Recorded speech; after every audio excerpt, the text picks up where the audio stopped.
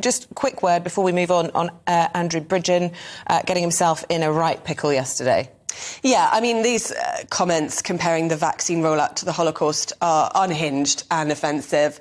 And I think there's the second factor is that he'd already been suspended for multiple breaches of the ministerial code over lobbying. He was being paid to approach ministers on behalf of a company.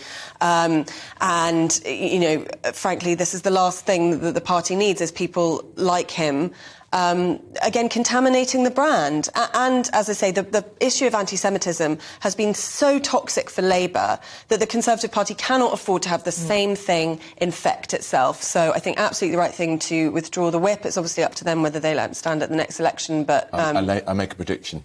No chance.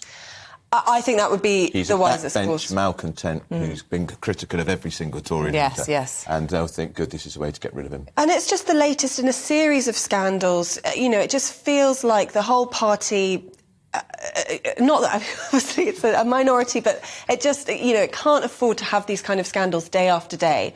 Rishi Sunak's all about accountability and competence, and he doesn't need people like that on his backbenches. And it really was a chorus of condemnation. Matt Hancock saying that it was disgusting anti-Semitic, anti-vax conspiracy theories that he was spouting. The Chief Whip saying that he'd crossed a line, the vaccine's the best defence we have, misinformation costs lives. And Sajid Javid saying it was morally repugnant, dangerously wrong to imply the many good people who played their part in it are in some kind of conspiracy. And of course it is arguably the Conservative Party's biggest success story, the vaccine Yes, exactly. rollout. I was going to say, from a political point of view, criticising one of your party's greatest achievements in that way is, you know, how can you retain the whip when you behave that way?